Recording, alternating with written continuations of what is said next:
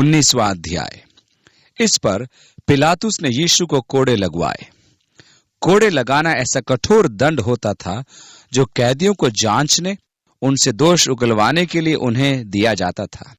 यह रोमी सम्राट की तीसरे दर्जे की, या जैसे हम कहते हैं 3rd डिग्री तकनीक थी। उन दिनों में उनके पास राजक्षमा या मानवीय अधिकार जैसी कोई बात नहीं थी। वे अपराधी पर तीसरे दर्जे की तकनीक लागू करते थे, जो कि पूर्णतः निर्दय और कठोर होती थी। वे कैदी को एक खंबे से बांध देते थे और उसका मुंह खंबे की ओर होता था तथा पीठ सामने की ओर पसारी हुई, और तब फिर 9 तांतों वाला चाबुक, एक चमड़े का कोड़ा जिसके तांतों में कांच और शीशे के टुकड़े इस ढंग से कसकर बंधे होते थे जिससे मांस चीर या फट जाता था। वे कैदी की पीठ पर 39 बार कोड़े मारते थे। 40 न्याय के दंड अंक है, 39 दया का अंक है।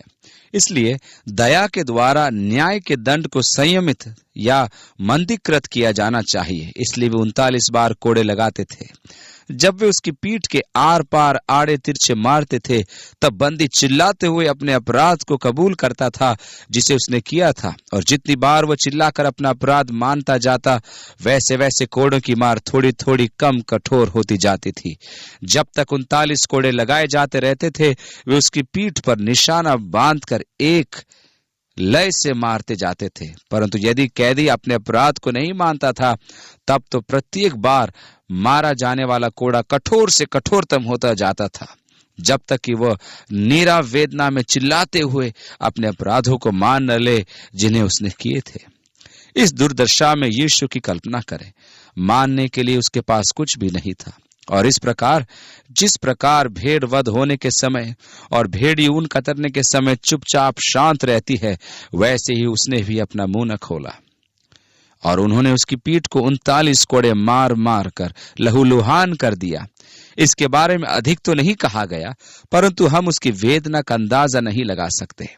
कई बार इन कोड़ों की मार के परिणाम स्वरूप बहुत से कैदी मर तक जाते थे। 39 बार कोड़ों की भयंकर मार के कारण बहने वाले लहू और भयंकर पीड़ा से अधमरे हो जाते थे, बल्कि कई तो मर भी जाते थे। परंतु यीशु ने उस दुख भोग को सहा। अब प्रश्न है, चूंकि यह सब परमेश्वर की योजना का भाग था, उसे जो मांस खींचने वाले कोड़े मारे गए थे, ये सब परमेश्वर की पूर्व निर्धारित योजना का भाग था। यशायाह की पुस्तक में इसकी भविष्यवाणी की गई थी, इसलिए परमेश्वर इसे पहले ही से जानता था। उसने बहुत पहले से इसकी योजना बनाई थी। जब पेंतिकुस्त के दिन पतरस यहूदियों से बात कर रहा था, तो उसने कहा, उसी यीशु को जो परमेश्वर की ठहराई हुई योजना और पूर्व ज्ञान के अनुसार पकड़वाया गया, तुमने अधर्मियों के हाथ से क्रूस पर चढ़वाकर मार डाला। हाँ, पूर्व निर्धारित सम्मति और पूर्व ज्ञान के अनुसार। अब परमेश्वर अपनी पूर्व निर्धारित योजना के अंतर्गत ऐसा क्यों होने देगा कि यीशु न केवल क्रूस पर उस खौफनाक मृत्यु भोगे, पर उसे कोड़े मारे जाएं, परमेश्वर का मारा कूटा और कुचला जाए। यशायाह की भविष्यवाणी पर पीछे जाकर हम पाते हैं, वह हमारे ही अपराधों के कारण घायल किया गया, वह हमारे अधर्म के कामों के कारण कुचला गया, हमारी ही शांति के लिए उस पर ताड़ना पड़ी कि उसके कोड़े खाने से हम लोग चंगे हो जाएं। निश्चय ही यीशु वहां था, अपने लोगों की चंगाई के लिए प्रावधान कर रहा था।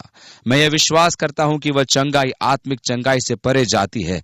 मैं यह विश्वास नहीं करता कि आप इस बात से इनकार कर सकते हैं कि यीशु के दुख भोगने के द्वारा शारीरिक चंगाई भी सम्मिलित है। मत्ती के सुसमाचार के 8वें अध्याय में हम पढ़ते हैं, तब वे उसके पास बहुत से लोगों को लाए जिनमें दुष्ट आत्माएं थी, और उसने उन आत्माओं को अपने वचन से निकाल दिया और सब बीमारों को चंगा किया, अर्थात नाना प्रकार की बीमारियों से पीड़ित लोगों को चंगा किया, जिससे कि पवित्र शास्त्र की भविष्यवाणी पूरी हो सके, जो कि घोषणा करती है, उसने अपने ही निज देह में हमारी दुर्बलताओं, दुख तकलीफों को ले लिया और हमारी बीमारियों को उठा लिया। इसलिए जब पौलुस कलीसिया को प्रभु भोज के संबंध में लिख रहा था, उसने उनसे कहा, तुम में से बहुत से दुर्बल और बीमार हैं, क्योंकि तुम प्रभु की देह को नहीं समझते। यीशु ने रोटी ली और तोड़ी और कहा, ये मेरी देह है जो तुम्हारे लिए तोड़ी गई है। वे जो कुरिन्थ में थे, उनमें से बहुत से बीमार थे, क्योंकि उन्होंने उस प्रावधान को नहीं समझा था जिसे परमेश्वर ने यीशु के कोड़े खाने के द्वारा उनके लिए किया था, और उसने उसे कोड़े लगवाए।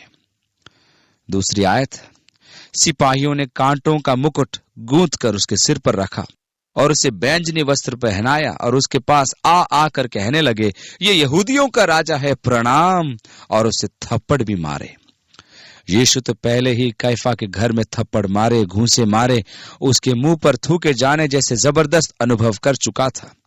वहां उन्होंने उसके सिर पर ओढ़ना डालकर ढांप दिया और फिर उसे मारने लगे। अब यह तो अनैतिकता थी। हम भयपूर्वक और सुंदर तरीके से अपने हाव भावों को प्रकट करते हैं, और जब हम देखते हैं कि हम पर प्रहार होने वाला है, तब हम स्वतः ही अपने आप को बचाने के लिए पीछे हट जाते हैं या यहाँ वहां घूम जाया करते हैं। इस प्रकार हम हमारी ओर आने वाले लातों से या घूंसों से बचने का प्रयास करते हैं। धीरे धीरे आपकी शक्ति कम होती जाती है और इन धक्कों, इन मार, इन लातों और इन घूंसों के कारण अब आप प्रतिक्रिया नहीं कर पाते और आपके शरीर की ताकत टूटती जाती है। इस प्रकार यीशु की आंखें बंद करने, उसके सिर को ढांपने के द्वारा और फिर उसे थप्पड़ मार रहे मूर्छित होने या प्रतिक्रिया करने का कोई अवसर न पाकर आप पूरी ताकत से घूंसा और मारते हैं, पर आप नहीं जानते कि आपको मारा जाने वाला है क्योंकि आपका मुंह ढका हुआ है। उफ, इससे चोट लगती है। वो इस प्रकार की निंदा पहले ही भुगत चुका था। यह देखना आश्चर्यजनक होता है कि जो जानवर दुर्बल है उसके साथ अन्य जानवर कैसा व्यवहार करते हैं। वे दुर्बल जानवर को जो पहले से ही कमजोर है तब तक मारेंगे जब तक वो मर न जाए। ये तो महज जानवर स्वभाव का भाग है, और परमेश्वर के बिना मनुष्य जानवर से बढ़कर नहीं है। मनुष्य से मानता है, और वे मनुष्य जो परमेश्वर के बिना होते हैं वे जानवर के जीवन के उच्च विकसित रूप की बातें करते हैं, और जब वे बंदर को देखते हैं तो अपने पूर्वज के सामने सिर झुका देते हैं, क्योंकि स्वाभाविक रूप से तो वे जानवर राज्य से ही जुड़े होते हैं, क्योंकि वे यीशु मसीह से अलग होकर जानवरों के समान जीवन जीते हैं। जब तक यीशु मसीह के द्वारा आपके जीवन का आत्मिक आयाम न खोला जाए तब तक तो आप एक जानवर से बढ़कर नहीं हैं। और इन मनुष्यों ने जानवरों के समान यीशु को मारा कूटा। पहले से बिगड़ा रूप देखकर संतुष्ट नहीं थे, पर एक धर्मी मनुष्य को दुष्टता से सताते रहे। कैफा के हुक्म से मारे गए थप्पड़ों, घूंसों से उसका मुंह सूजा, कुचला और लहूलुहान था। वे उस पर थूक कर उसके सिर पर कांटों का ताज रखकर उसको ठट्टों में उड़ाते रहे। यहाँ पर एक भयंकर भीड़ की मानसिकता है, जहाँ लोग अपने स्वाभाविक अवरोधों और नियंत्रणों को खो बैठते हैं और एक भीड़ और एक जानवर के समान व्यवहार करते हैं। और जब लोग भीड़ की गुमनामी में ऐसी बातें व्यवहार करते हैं तो ये हमेशा चौंका देने वाला होता है। मनुष्य का पापमय अनैतिक स्वभाव हो जाता है। चौथी आयत, तब पिलातुस ने फिर बाहर निकलकर लोगों से कहा, देखो, मैं उसे तुम्हारे पास फिर बाहर लाता हूं ताकि तुम जानो कि मैं उसमें कुछ भी दोष नहीं पाता। तब यीशु कांटों का मुकुट और बैंजनी वस्त्र पहने हुए बाहर निकला और पिलातुस ने उनसे कहा, देखो ये पुरुष। मैं सोचता हूं कि पिलातुस यीशु के श्रद्धा युक्त विस्मय के कारण ऐसा कह रहा था। वह यीशु को बिना एक शब्द बोले 39 कोड़े लगाए जाते देख चुका था। उसने सुना था कि इस दशा में बंदी भयंकर वेदना से चिल्लाते चीखते हैं। उसने दूसरों से सुना था कि वे कोड़ों की मार से चिल्ला चिल्लाकर अपने अपराध स्वीकारते हैं, चीखे मारते हैं, कोसते, गालियां बकते, और फिर भी यहाँ यीशु ने बिना किसी पिनपिनाहट के एक शब्द तक नहीं बोला था। और मुझे विश्वास है कि इस बिंदु पर पिलातुस पूर्णतया प्रभावित हुआ था। यीशु का राजस्वी स्वभाव, इतनी लानत मलानत किए जाने, मार खाने पर भी इस पूरे दृष्टि पटल पर वो मौन बना रहा। और मुझे निश्चय है कि पिलातुस का दृश्य विस्मय और श्रद्धा से भर गया था और उसने कहा, इस पुरुष को देखो। और मुझे निश्चय है कि पिलातुस ने सोचा, मैंने अपने जीवन भर इस प्रकार के मनुष्य को नहीं देखा। देखो ये पुरुष, इस मनुष्य के अंश अंश को। हमारे प्रभु यीशु मसीह में मनुष्यत्व के निचोड़ या सार पाए गए थे। ये एक है जिसे प्रत्येक मनुष्य एक आदर्श व्यक्ति के रूप में देख सकता है और उस आदर्श प्रतिमान का अनुसरण करने की खोज में लग सकता है, प्रत्येक इंच पर एक मनुष्य। इसलिए आगे लिखा है, जब प्रधान याजकों और प्यादों ने उसे देखा तो चिल्लाकर कहा, उसे क्रूस पर चढ़ा, क्रूस पर। पिलातुस ने उनसे कहा, तुम ही उसे लेकर क्रूस पर चढ़ाओ, क्योंकि मैं उसमें कोई दोष नहीं पाता। यहूदियों ने उसको उत्तर दिया, हमारी भी व्यवस्था है और इस व्यवस्था के अनुसार यह मारे जाने के योग्य है, क्योंकि उसने अपने आप को परमेश्वर का पुत्र बनाया। जब पिलातुस ने यह बात सुनी तो और भी डर गया और फिर किले के भीतर गया और यीशु से कहा, तू कहाँ का है? परंतु यीशु ने उसे कुछ भी उत्तर न दिया।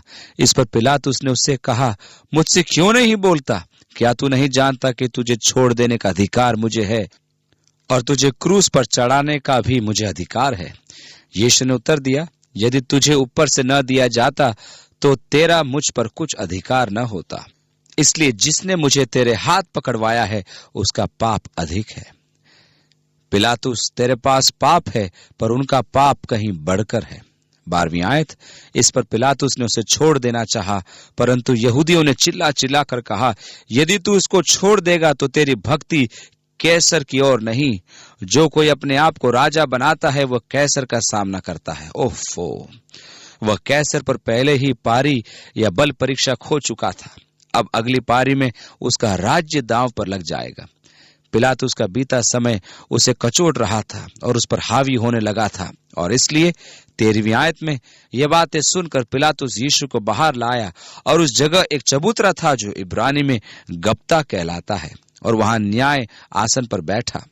यह फसह की तैयारी का दिन था और 6 घंटे के लगभग था। यह प्रातः लगभग 9 बजे का समय था। तब उसने यहूदियों से कहा, देखो तुम्हारा राजा। परंतु वे चिल्लाए, ले जा, ले जा, उसे क्रूस पर चढ़ा। पिलातुस ने उनसे कहा, क्या मैं तुम्हारे राजा को क्रूस पर चढ़ाऊं? प्रधान याजकों ने उत्तर दिया, कैसर को छोड़, हमारा और कोई राजा नहीं है। मुझे निश्चय है कि इस बात ने पिलातुस को सोचने पर मजबूर कर दिया था। वह जानता था कि रोम के विरुद्ध यहूदियों के विद्रोह क्या थे, पर प्रधान याजकों को यह कहते सुन, कैसर को छोड़, हमारा और कोई राजा नहीं है, यह एक चालाकी भरा संकेत था। यदि तू इस मनुष्य को छोड़ देगा तब तो कैसर के पास सीधा इसका समाचार भेजा जाएगा और फिर दंड देने का कार्य तुम्हारा है। यहाँ एक मनुष्य है जो राजा होने का दावा कर रहा है। वह कैसर का मित्र तो था ही नहीं, और इसलिए तब उसने उससे उनके हाथ सौंप दिया ताकि वह क्रूस पर चढ़ाया जाए।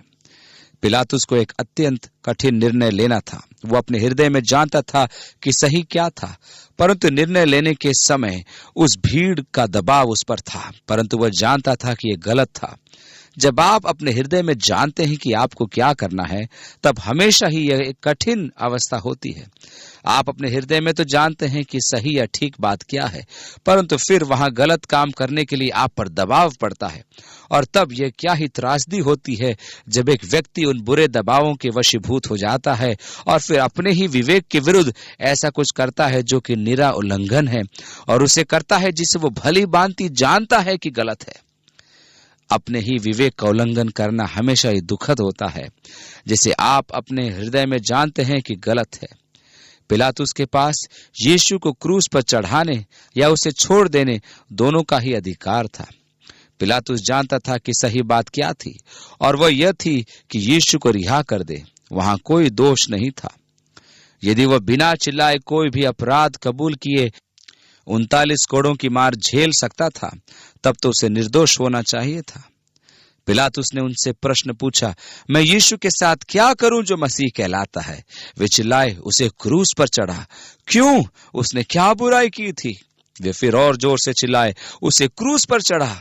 कोई तर्क, कोई दलील, कोई वास्तविक कारण नहीं, बस भीड़ की चिल्लाने की आवाज। और पिलातुस ने उनके आगे हार मान ली, या यूं कहें कि वह भीड़ के आगे झुक गया, और उसने उसे क्रूस पर चढ़ाए जाने के लिए यीशु को उनके हाथों में सौंप दिया। वो प्रश्न जिसका सामना पिलातुस ने किया था, वैसे ही प्रश्न का सामना हम में से प्रत्येक को करना पड़ता है। यह मात्र इतिहास में लिखी सच्चाई नहीं, पर यह आपके लिए प्रासंगिक है। हम में से प्रत्येक को ठीक वैसा ही निर्णय लेना पड़ेगा जैसा पिलातुस को लेना पड़ा था। मैं यीशु के साथ क्या करूं जो मसीह कहलाता है? और या तो आप उसमें विश्वास कर सकते हैं या उसमें विश्वास नहीं कर सकते, परंतु जितनों ने उस पर विश्वास किया उसने उन्हें परमेश्वर के संतान बनने का अधिकार दिया, यहाँ तक कि उन्हें भी जो उसके नाम पर विश्वास रखते हैं। अथवा आप विश्वास नहीं कर सकते।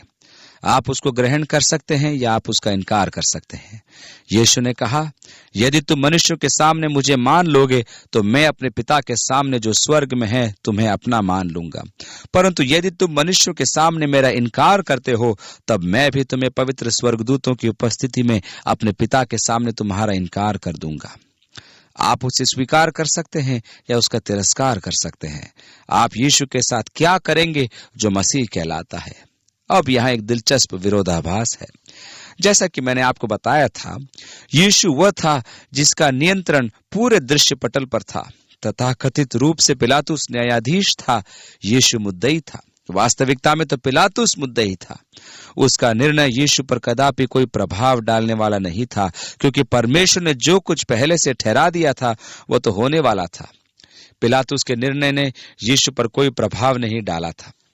जो कुछ यीशु को करना था उसे तो करना ही था। जो उसने किया वह किया। पिलातुस के निर्णय ने उसकी नियति को प्रभाव किया था। उसकी अपनी नियति या भाग्य उस निर्णय पर निर्धारित थी जो उसने लिया था, और आप में से प्रत्येक के साथ ऐसा ही है। यद्यपि एक भाव में आपको अपना निर्णय लेना चाहिए, मैं मसीह के साथ क्या करने जा रहा हूं। आपका निर्णय यीशु मसीह की नियति को किसी भी तरह से नहीं बदलता। वह जो है वह है, जहां वह है वहीं पर है। यह कुछ बदल नहीं सकता और न ही बदलेगा। फिर इससे कोई अंतर नहीं पड़ता कि आप क्या विश्वास करते हैं। आप कहते जा सकते हैं, मैं यह विश्वास नहीं करता कि 2 और 2 4 होते हैं। यह सच्चाई को बदल नहीं सकता। यह तो केवल आपको एक मूर्ख बनाता है। आप यीशु के साथ क्या करते हैं यह उसे बदल नहीं सकता, परंतु यह स्वयं आपकी नियति को निर्धारित करता है, और इस प्रकार आप अपने भाग्य के स्वयं न्यायाधीश हैं। जबकि आप प्रश्न का सामना करते हैं, मैं यीशु के साथ क्या करूं जो मसीह कहलाता है। आपके अनंत भविष्य की नियति आपके ही हाथों में है। 16वीं आयत, तब उसने उसे उनके हाथ सौंप दिया ताकि वह क्रूस पर चढ़ाया जाए। तब वे यीशु को ले गए और वह अपना क्रूस उठाए हुए उस स्थान तक बाहर गया जो खोपड़ी का स्थान कहलाता है, और इब्रानी में गोलगुथा, लतीनी में यह कलवरी है। 18वीं आयत, वहां उन्होंने उसे और उसके साथ 2 और मनुष्यों को क्रूस पर चढ़ाया, एक को इधर और एक को उधर, और बीच में यीशु को। पिलातुस ने एक दोष पत्र लिखकर क्रूस पर लगा दिया, और उसमें यह लिखा हुआ था, यीशु नासरी, यहूदियों का राजा। जब रोमी न्यायाधीश द्वारा क्रूस पर चढ़ाए जाने का मृत्यु दंड दे दिया गया, तभी तुरंत कैदी को 4 रोमी सिपाहियों ने घेर दिया। उसे उसका क्रूस दिया गया और उसे स्वयं अपना ही क्रूस उठाना था। वे नगर के सबसे लंबे मार्ग से उसे क्रूस पर चढ़ाने के लिए ले जाएंगे। कैदी के सामने सामने एक दूसरा रोमी सैनिक चलेगा जो कैदी के दोष के विरुद्ध बताता जाएगा कि इस अपराध के कारण इसे क्रूस पर चढ़ाया जा रहा है। और जब वे सड़कों गलियों में से एक जुलूस के रूप में चलते चले जाएंगे, तब ये सब देखने वाले लोगों के लिए एक चेतावनी होगी कि किस कारण से यह मनुष्य मृत्युदंड पाने को ले जाया जा रहा है। यह वह अपराध है जिसे इस मनुष्य ने रोम के विरुद्ध किया था, और इसी कारण से इसे क्रूस पर चढ़ाया जा रहा है। और यह रोम के विरुद्ध बलवा न करने के लिए लोगों के हृदय में भय भर देगा। और इसलिए ठीक यीशु के सामने एक सैनिक ये दोष पत्र ऊपर उठाए हुए चल रहा था, जो एक तख्ते पर लिखा था, यीशु नासरी, यहूदियों का राजा। यह जुलूस यरूशलेम की सड़कों से होकर दमिश्क फाटक के बाहर वहां ऊपर मोरिया पर्वत की चोटी की ओर चला जा रहा था। वहां पर्वत के ऊपर क्रूस पर चढ़ाए जाने का स्थान था जो खोपड़ी के समान दिखाई देता था। क्रूसारोपण एक ऐसी खौफनाक और भयंकर मौत होती थी कि रोमी सरकार द्वारा यह कानून बनाया गया कि किसी भी रोमी नागरिक को क्रूस पर चढ़ाए जाने का दंड न दिया जाए। यह एक नितांत दर्दनीय पीड़ादायक मृत्यु थी और तिस पर भी थी। परमेश्वर के पुत्र यीशु को क्रूस पर चढ़ाए जाने का मृत्युदंड दिया गया था। 20वीं आयत, ये दोष पत्र बहुत से यहूदियों ने पढ़ा, क्योंकि वह स्थान जहां यीशु क्रूस पर चढ़ाया गया था नगर के पास था, और पत्र इब्रानी और लतीनी और यूनानी में लिखा हुआ था। हेरोदेस के फाटक के ऊपर शहरपाना पर चढ़कर ठीक कलवरी अर्थात गोलगुथा के पार देख सकते थे। यह मात्र पत्थर फेंकने की दूरी पर था, और वहां लोग नगर की शहरपाना पर चढ़े हुए क्रूस पर चढ़ाए जाने वाले 3 अपराधियों के भयानक दृश्य को देख सकते थे और उनकी चीख पुकार सुन सकते थे। 21वीं आयत। तब यहूदियों के प्रधान याजकों ने पिलातुस से कहा, यहूदियों का राजा मत लिख, परंतु यह लिख कि उसने कहा, मैं यहूदियों का राजा हूं। परंतु पिलातुस के मन में इन प्रधानों के प्रति कोई सहानुभूति नहीं थी। पिलातुस ने उत्तर दिया, मैंने जो लिख दिया वह लिख दिया, यहां से चले जाओ। 23वीं आयत। जब सैनिक यीशु को क्रूस पर चढ़ा चुके तो उसके कपड़े लेकर 4 भाग किए, हर सैनिक के लिए एक भाग। एक ने उसकी सैंडल ली, एक ने कमरबंद, एक ने अंदर पहने जाने वाले चौगानुमा वस्त्र लिया, परंतु बाहर वाला कुर्ता जिसे यीशु पहने था उसके विषय में 23वीं आयत में लिखा है, परंतु कुर्ता बिन सियन ऊपर से नीचे तक बुना हुआ था, इसलिए उन्होंने आपस में कहा, हम उसको न फाड़ें, परंतु इस पर चिट्ठी डालें कि यह किसका होगा। अब भजन संहिता 22 में कहा गया, वे मेरे वस्त्र आपस में बांटते हैं और मेरे पहरावे पर चिट्ठी डालते हैं। वास्तव में जो उन्होंने किया वह एक प्रकार से जुआ खेलना था। उनके पास पैसे थे और ये देखने के लिए कि 5 से फेंक सकते थे कि सैंडल किसको मिलेगी, 5 से फेंक कर देखो कि अंदर पहने जाने वाला वस्त्र किससे मिलेगा, और अन्य कई वस्तुएं। और जब वे बाहरी पहने जाने वाले कुर्ते पर पहुंचे तब वे जुआ खेल रहे थे और यहाँ यीशु मर रहा था। वे यह देख रहे थे कि कुर्ता किसको मिलेगा। 25वीं आयत।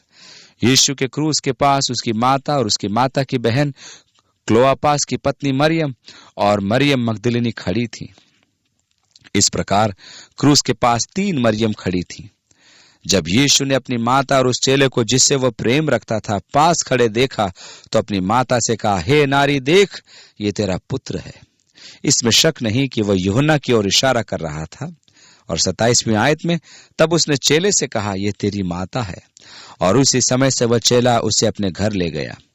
यीशु और उसकी मां के बीच में एक अति सुंदर बंधन था। वह एक भेद को एक लंबे समय से अपने अंदर छिपाए रही थी। वह भेद था देह धारण। वह जानती थी कि यह बच्चा एक विशेष बच्चा था। पवित्र आत्मा द्वारा यीशु के गर्भ में आने से बहुत पहले प्रभु के स्वर्गदूत ने उससे कहा था, वह महान होगा, वह परम प्रधान का पुत्र कहलाएगा, और उसके शासन और शांति में निरंतर वृद्धि होती जाएगी, और जिसका कोई अंत न होगा। और मरियम ने इस बात को अपने हृदय में गाड़ रखा था। वह आश्चर्य कर रही थी, अरे बाप रे, ये किस प्रकार का बच्चा होगा। और जब यूसुफ और मरियम उसे मंदिर में लेकर आए कि प्रभु के लिए अर्पण किया जाए, उस समय प्राचीन शमौन, जो एक धर्मी और भक्त था, मंदिर में उपस्थित था, जिससे पवित्र आत्मा ने कहा था, हे शमौन, जब तक वह प्रभु के मसीह को देख न लेगा तब तक मृत्यु को न देखेगा। और जब मरियम और यूसुफ बच्चे को लेकर मंदिर में आए तब उसने बालक यीशु को अपनी गोद में लिया और परमेश्वर का धन्यवाद करके कहा, हे परमेश्वर, अब तू अपने दास को अपने वचन के अनुसार शांति से विदा करता है, क्योंकि मेरी आंखों ने तेरे उद्धार को देख लिया है। परंतु उसने मरियम की ओर मुड़कर कहा, वरन तेरा प्राण भी तलवार से वार पार छिद जाएगा। और ठीक अभी क्रूस के पास खड़ी मरियम उस बात को समझ रही है जिसे शमौन ने यीशु के अर्पण के समय कही थी कि तेरा प्राण भी तलवार से वार पार छिद जाएगा। हाँ, ठीक यही वेदना, पीड़ा एवं दुख उसका पुत्र क्रूस पर उठा रहा था, जो प्राण को छेदने वाला था। अंत देखने के लिए मरियम ठीक वहां क्रूस के निकट खड़ी थी, और वहां मरियम खड़ी थी। और यीशु यद्यपि इस भयंकर पीड़ा के दौर से गुजर रहा था, उसने अपनी माता की देखभाल करने की चिंता की थी। हे नारी, देख, ये तेरा पुत्र। यूहन्ना की ओर संकेत कर रहा था, यूहन्ना, देख, ये तेरी माता है। और उस समय से यूहन्ना उसे अपने घर ले गया। इसमें शंका नहीं कि यूसुफ, उसका पति, तो मर चुका था, और इस समय पर यीशु के भाइयों ने उसमें अभी तक विश्वास नहीं किया था। परमेश्वर के परिवार में हमेशा ही अति निकट के रिश्ते बने होते हैं, और जैसा कि हमारे स्वाभाविक परिवारों में नहीं होते, क्योंकि वे परमेश्वर में नहीं हैं। देख तेरी माता, देख तेरा पुत्र। 28वीं आयत में, इसके बाद यीशु ने अपनी मां की चिंता करके उसे अपने प्रिय शिष्य को सौंप दिया। इसके बाद यीशु ने यह जानकर कि अब सब कुछ पूरा हो चुका, जैसा कि हमने आपको पहले बताया था कि एक यूनानी शब्द टेलेओ का अर्थ पूरा कर दिया था, दाम चुका दिया था, पूरा हुआ। आगे लिखा है, इसलिए कि पवित्र शास्त्र में जो कहा गया वो पूरा हो, कहा, मैं प्यासा हूं। वहां सिरके से भरा हुआ एक बर्तन रखा था, अतः उन्होंने सिरके में भिगोए हुए उस स्पंज को जूफे पर रखकर उसके मुंह से लगाया। जब यीशु ने वह सिरका लिया तो कहा, पूरा हुआ। टेलेओ यह पूरा किया जाना, यह दाम चुका दिया जाना है। परमेश्वर का कार्य पूर्ण है। मैं अपनी इच्छा पूरी करने नहीं आया, पर उसकी इच्छा पूरी करने आया जिसने मुझे भेजा है। मैं पिता की इच्छा पूरी करने आया और उसका कार्य पूरा करने आया। यह पूरा हुआ। खोए हुए लोगों के लिए परमेश्वर के छुटकारे का कार्य यीशु मसीह के द्वारा क्रूस पर पूरा किया गया कार्य था, और परमेश्वर के ग्रहण योग्य बनने के लिए इसमें आप अपनी ओर से कुछ भी नहीं जोड़ सकते थे, ना ही अपने भले कामों के द्वारा कुछ जोड़ा जा सकता है। आप जो कर सकते हैं वह यह है कि यीशु के पूरे किए गए कार्य को प्राप्त एवं स्वीकार कर लें। धार्मिकता को बढ़ाने के लिए आपकी ओर से किया जाने वाला कोई भी प्रयत्न निरर्थक सिद्ध होगा, क्योंकि परमेश्वर ने अपना पूरा हुआ कार्य आपके हिसाब में जोड़ दिया है या आपको सौंपा है। परमेश्वर के छुटकारे का काम पूरा है और आप महानतम लाभों को विश्वास के सबसे सरल कार्य द्वारा प्राप्त कर सकते हैं, अर्थात केवल यीशु में विश्वास करना। 30वीं आयत, और सिर झुकाकर प्राण त्याग दिए अथवा अपना आत्मा सौंप दिया, पिता को अपना आत्मा दे दिया। 31वीं आयत, इसलिए कि वह तैयारी का दिन था, यहूदियों ने पिलातुस से विनती की कि उनकी टांगे तोड़ दी जाएं और वे उतारे जाएं, ताकि सब्त के दिन वे क्रूसों पर न रहें।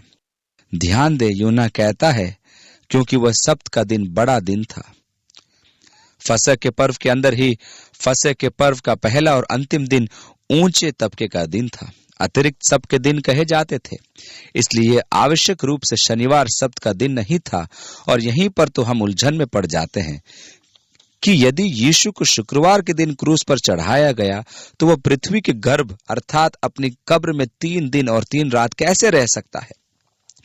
इसलिए वह बड़ा दिन सब्त संभवतः बृहस्पतिवार था। इस प्रकार उनके दुगने या 2 सब्त के दिन थे और संभवतः यीशु को बृहस्पतिवार दिन के दौरान क्रूस पर चढ़ाया गया था और तब शुक्रवार को सब्त का दिन था और वास्तव में तो शनिवार सब्त का दिन था।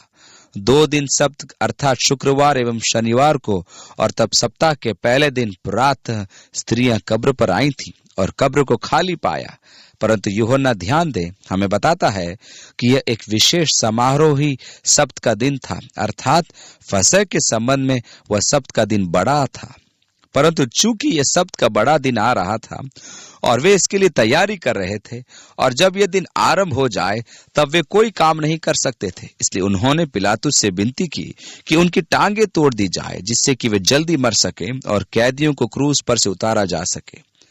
अब क्रूसारोपण फारस में आरंभ हुआ था। चूंकि फारसी लोग भूमि को पवित्र मानते थे, यदि मनुष्य इतना बुरा है कि उसे क्रूस पर चढ़ाया जाए तो वे सोचते थे कि उसका शव भूमि पर नहीं रखा जाना चाहिए, इसलिए वे उन्हें क्रूस पर लटका देते थे। और जब वे क्रूस पर मर जाते थे तब उनके मृत शरीर को गिद्ध खा लेते थे, और इस प्रकार उनके मृत शरीर भूमि को अशुद्ध नहीं करते थे। अधिकांशतः वे उन्हें जो क्रूस पर लटकाए जाते थे मरने के बाद दफनाते नहीं थे, पर गिद्धों और कुत्तों के खाने के लिए क्रूस पर ही लटके रहने देते थे। पर वहीं यहूदी लोग उन्हें जो क्रूस पर चढ़ाए जाते थे मरने के बाद दफनाते थे। अब वे चाहते थे कि 3 अपराधी यीशु के साथ 2 चोर जो क्रूस पर चढ़ाए गए थे उनकी टांगे तोड़ दी जाए, कि वे जल्दी से जल्दी मर जाएं और उनके शवों को सब्त के दिन से पहले क्रूस पर से उतारा जा सके। 23वीं आयत, अतः सैनिकों ने आकर उन मनुष्यों में से पहले की टांगे तोड़ी, तब दूसरे की भी जो उसके साथ क्रूस पर चढ़ाए गए थे। परंतु जब यीशु के पास आकर देखा कि वह मर चुका है तो उसकी टांगे न तोड़ी। यीशु ने पहले ही कह दिया था, कोई मनुष्य मुझसे मेरा प्राण नहीं लेता है, मैं अपने आप अपना प्राण देता हूं। मुझे इसे देने का अधिकार है और मुझे इसे पुनः लेने का भी अधिकार है। इसलिए उसने अपना प्राण दे दिया। उसने अपनी आत्मा पिता के हाथों में सौंप दी। सैनिकों के भाला भौंकने के पहले वो मर चुका था। उसका प्राण भाला भौंकने से नहीं निकला था। उन्होंने आश्चर्य किया कि वो तो पहले ही मर चुका था और इसलिए उन्होंने उसकी टांगे नहीं तोड़ी। भविष्यद्वक्ता दृष्टिकोण से यह महत्वपूर्ण था, क्योंकि पवित्र शास्त्र में कहा गया है उसकी एक भी हड्डी तोड़ी नहीं जाएगी। आपको मालूम है वो परमेश्वर के बलिदानी मेमने के रूप में मर रहा था। यहूदी ऐसे किसी मेमने की बलि नहीं चढ़ा सकते थे जिसमें कोई दाग हो या दोष हो या उसकी कोई हड्डी टूटी हो। परमेश्वर एक पुराने बीमार मेमने को नहीं चाहता था। आप कहेंगे, ठीक है, उसकी तो टांग टूटी है और ये मर ही जाएगा, क्यों ना इसे ऐसी दशा में ही परमेश्वर के लिए बलिदान चढ़ा दें। परमेश्वर कहता है, कोई उपाय नहीं, तुम मुझे हाथ का मैल मत दो, यह निकम्मी वस्तु न दो। और इसलिए व्यवस्था के अंतर्गत वे ऐसा मेमना बलिदान के रूप में नहीं चढ़ा सकते थे जिसका कोई दाग या दोष हो। वे ऐसा मेमना बलि नहीं चढ़ा सकते थे जिसकी हड्डियां टूटी हों। परमेश्वर मनुष्य का स्वभाव जानता है। हम कैसी प्रवीणता से उसे कुछ भी, चाहे वह कितना ही निकम्मा क्यों ना हो, दे देते हैं और सबसे अच्छा अपने लिए बचा लेते हैं। और परमेश्वर कहता है, ऐसा नहीं होना चाहिए। और इसलिए यीशु के साथ बलिदानी मेमने के रूप में चढ़ाए जाने के बाद व्यवस्था का पूरा किया जाना आवश्यक था। उसकी कोई हड्डी टूटी न हो और उसकी भविष्यवाणी पहले से की गई थी कि उसकी एक भी हड्डी न टूटेगी। अब कहीं उन सैनिकों में से किसी तरह से या गलती से उसकी टांगों पर भारी हथौड़ा मार दिया गया होता और उसकी टांगें तोड़ दी गई होती, तब तो हमारे लिए कहने को होता, अच्छा होगा कि हम किसी दूसरे मसीह की ओर देखें। यीशु मसीह नहीं हो सकता, उसकी हड्डियां तोड़ी गई थी। हे परमेश्वर, आप वहां थे कि ऐसी दुर्घटना से बचा लेते और यीशु की टांगें तोड़ी नहीं गई। उसकी हड्डी तोड़ने के बदले उस सैनिक ने अपना भाला उठाया और उसका पांजर बेधा, जिससे कि पवित्र शास्त्र की वो बात पूरी हो जाए कि उसका पांजर बेधा गया। कोई हड्डी नहीं टूटी, पर उन्होंने उसकी पसली में भाला भोंका। इस प्रकार भविष्यवाणी पूरी हुई और अब हमें अन्य किसी और मसीह को देखने की जरूरत नहीं है। यीशु ने निश्चय ही समस्त भविष्यवाणी को पूरा किया।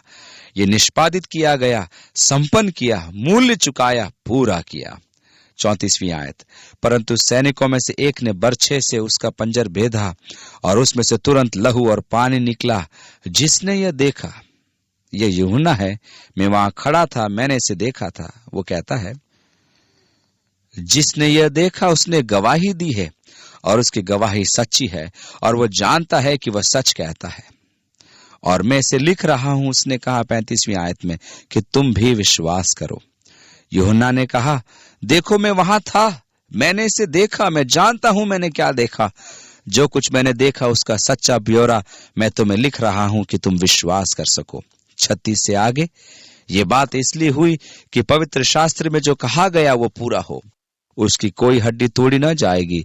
फिर एक और स्थान पर यह लिखा है, जिसे उन्होंने बेधा है उस पर वे दृष्टि करेंगे। वह विशेष भविष्यवाणी जिसे उन्होंने बेधा है उस पर वे दृष्टि करेंगे। यहाँ उपयोग किए गए शब्द से इब्रानी शब्द भिन्न है। उन्होंने उसके हाथों और पैरों को छेदा, यह तलवार से भेदना है। जिसे उन्होंने बेधा है उस पर वे दृष्टि करेंगे। यह सच्चाई की लहू और पानी निकला संकेत देता है कि यदि एक शव परीक्षा की गई होती हो तो उन्होंने खोज निकाला होता कि यीशु हृदय के फटने से मरा था, क्योंकि जब दिल फटता है तब जल रोधी तत्व हृदय के चारों ओर भर जाता है। और जब उन्होंने ठीक दिल में भाला भेदा और उसे बाहर निकाला, तब पानी और खून बताते हैं कि यह मृत्यु दिल के फटने से हुई, या आप कह सकते हैं कि टूटे हृदय के कारण से। एक हृदय जो कि संसार के पाप के लिए तोड़ा गया। 38वीं आयत, इन बातों के बाद अरिमतिया के यूसुफ ने, जो यीशु का चेला था परंतु यहूदियों के डर से इस बात को छिपाए रखता था। आज बहुत सारे गुप्त शिष्य हैं। मैं अनुमान लगाता हूं कि उनके कार्यस्थल पर उनका मजाक उड़ाए जाने के कारण और अन्य बातों के कारण वे इसे गुप्त ही रखते हैं, परंतु मैं तो हमेशा यह पसंद करता हूं कि शिष्य अपने बंद कमरों से निकलकर खुलकर सामने आए। पिलातुस से विनती की कि क्या वह यीशु का शव ले जा सकता है। पिलातुस ने उसकी विनती सुनी और वह आकर उसका शव ले गया। निकुदेमुस भी, जो पहले यीशु के पास रात को गया था, 50 सेर के लगभग मिला हुआ गंधरस और एलवा ले आया। तब उन्होंने यीशु का शव लिया और यहूदियों के गाड़ने की रीति के अनुसार उस सुगंध द्रव्य के साथ कफन में लपेटा। उस स्थान पर जहां यीशु क्रूस पर चढ़ाया गया था एक बारी थी और उस बारी में एक नई कब्र थी जिसमें कभी कोई न रखा गया था। इसलिए यहूदियों की तैयारी के कारण उन्होंने यीशु को उसी में रखा, क्योंकि वह कब्र निकट थी। वास्तव में सुविधाजनक यह कब्र तो निकट ही वहां थी, यदि आज आप यरूशलेम जाएं और मोरिया पर्वत की चोटी पर खोपड़ी नुमा स्थान को देखें तो आप पाएंगे कि उस पहाड़ी के ठीक बगल में एक सुंदर बगीचा है, जो कि एक प्राचीन बगीचा है, क्योंकि आप वहां पानी के प्राचीन कुंडों को देख सकते हैं, जो कि प्राचीन काल से आज तक वहां विद्यमान है, जो कि बगीचे की सिंचाई के लिए उपयोग किए जाते थे। और फिर वहां उस बगीचे में एक रुचिकर कब्र भी मौजूद है, जो कि सामने से नाली जैसी है, जो ये दिखाती है कि किसी समय पर उस नाली के सामने एक भारी गोलाकार पत्थर लुढ़काया गया था कि उस कब्र के मुंह को बंद किया जाए। मैं तो व्यक्तिगत रूप से इस बात का कायल हूं कि यह वही कब्र है जिसमें यीशु को दफनाया गया था, अर्थात यीशु के शव को इसी कब्र में रखा गया था। उस पत्थर का क्या हुआ? संभावना यह है कि उसको काटा गया होगा और निशानी के रूप में वर्षों तक बेचा गया होगा, परंतु परमेश्वर का धन्यवाद हो कि कहानी का अंत यह नहीं है। आने वाले दिनों में हम इसको जारी रखेंगे। जब हम यीशु मसीह के पुनरुत्थान पर आते हैं, तब हम यूहन्ना के सुसमाचार को पूरा करेंगे और तब फिर हम प्रेरितों के काम की उत्तेजनात्मक पुस्तक में प्रवेश करेंगे। जबकि हम परमेश्वर के वचन की अपनी यात्रा जारी रखते हैं, अपने आप को परमेश्वर के प्रति ग्रहण योग्य दिखाने के लिए अध्ययन करते हैं और सत्य के वचन को उचित रीति से विभाजित करते हैं। परमेश्वर के वचन को जानना कितना महत्वपूर्ण है, और इसलिए हम वचन में चलते हुए यूहन्ना के सुसमाचार का अंत करेंगे। इस पूरे सप्ताह और आने वाले पूरे दिनों में परमेश्वर आपके साथ हो। काश कि परमेश्वर के साथ आपकी सुंदर मुठभेड़ हो सके, ठीक जैसे कि यीशु मसीह की मृत्यु द्वारा परमेश्वर का प्रेम हम पर प्रकट किया गया। काश कि इन दिनों में परमेश्वर अपने प्रेम को विशेष ढंगों से प्रकट करे, जैसे कि आप इस अनुभूति से इस सुंदर गर्मजोशी को पाएं। देखो, परमेश्वर मुझसे प्रेम करता है, वो मेरे बारे में जानता है, और उस पहचानने जाने से आप में से स्वतः ही स्वाभाविक प्रत्युत्तर फूट पड़ेगा, हे परमेश्वर, मैं भी तुझसे प्रेम करता हूं। और काश कि आप परमेश्वर के साथ एक गहरे प्रेमपूर्ण रिश्ते में बंध जाएं। यही मेरी प्रार्थना है, यीशु के नाम से, आमीन।